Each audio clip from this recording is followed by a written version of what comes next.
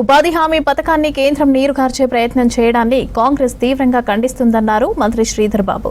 గాంధీ భవన్లో పీసీసీ కార్యవర్గ సమావేశం ముగిసిన తర్వాత మీడియాతో మాట్లాడారు. లక్షలాది మందికి ఉపాధి కల్పించే ఈ చట్టాన్ని మార్చడం తగదన్నారు శ్రీధర్ బాబు. గాంధీ గారి నేతృత్వంలో జాతీయ ఉపాధి హామీ పథకానికి సంబంధించి మహాత్మా గాంధీ జాతీయ ఉపాధి హామీకి సంబంధించిన ఒక ప్రధానమైన విధానపరమైన నిర్ణయాన్ని నీరుగార్చే కార్యక్రమం చేస్తూ ఉంది కేంద్ర ప్రభుత్వం.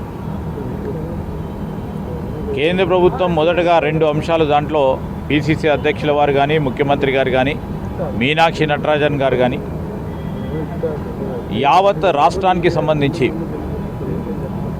ఉపాధి హామీ ద్వారా పని దినాలు కల్పించాలి, ఉపాధి కల్పించాలని ఆ రోజు కాంగ్రెస్ పార్టీ యూపీఏ ప్రభుత్వంలో తీసుకున్న ఒక బృహత్తరమైన నిర్ణయాన్ని తూట్లు పొడవాలని, నీరుగార్చాలని చేస్తూ ఉన్న ప్రయత్నంలో మొదటిగా మహాత్మా గాంధీ, జాతిపిత మహాత్మా గాంధీ పేరు మీద ఉన్న లక్షలాది మందికి ఉపాధి కల్పించే ఈ కార్యక్రమానికి పెట్టొద్దనే ఒక అనాలోచనమైన నిర్ణయం.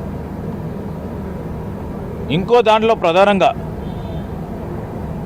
ఉపాధి హామీ పథకం ఏ ఆబ్జెక్టివ్తోనైతే, ఏ లక్ష్యంతోనైతే ఆ రోజు యూపీఏ ప్రభుత్వం తీసుకున్నదో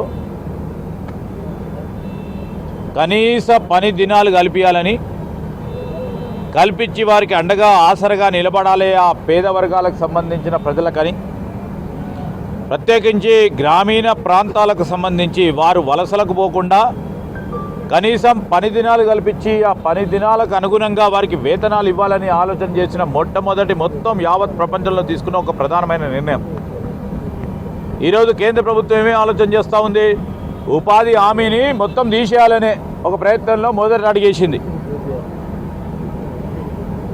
కేంద్ర ప్రభుత్వం సింహశాతం నిధులు ఇవ్వాలి, కానీ ఈరోజు దాంట్లో కూడా 40% రాష్ట్ర ప్రభుత్వాలు పెట్టుకోవాలని, కేవలం మేము 60% వరకే పరిమితమవుతామని, ఈ పని దినాలు కల్పించడంలో మేము మా వంతు పాత్ర ఉండనీయము, రాబోయే కాలంలో మొత్తం తీసేస్తామని, ఉపాధి హామీ ద్వారా ఉపాధి పొందుతూ ఉన్న లక్షలాది మంది, ఉదాహరణకి తెలంగాణ రాష్ట్రంలో ఈరోజు ఉపాధి లేకుండా ఉండే ప్రమాదం ఉంది. దీన్ని అధిగమించాలంటే ఈరోజు ఖచ్చితంగా ప్రజల వద్దకు తీసుకెళ్ళాలి.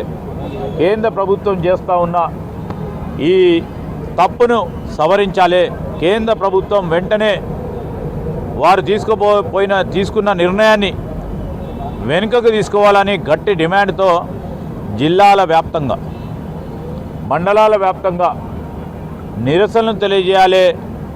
ఈరోజు జాతీయ ఉపాధి హామీ ద్వారా ఉపాధి పొందుతూ ఉన్న కార్మికుల వెనకాల, ఆ పేదవారి వెనకాల కాంగ్రెస్ పార్టీ అండగా నిలబడుతుందని ఒక సందేశాన్ని ఇవ్వాలి. తద్వారా కేంద్ర ప్రభుత్వం వారు తీసుకున్న నిర్ణయం వాపసు తీసుకునే విధంగా మనం ప్రణాళిక సిద్ధం చేసుకొని మరి ప్రజల వద్దకు వెళ్ళాలని పిలుపునివ్వటం జరిగింది.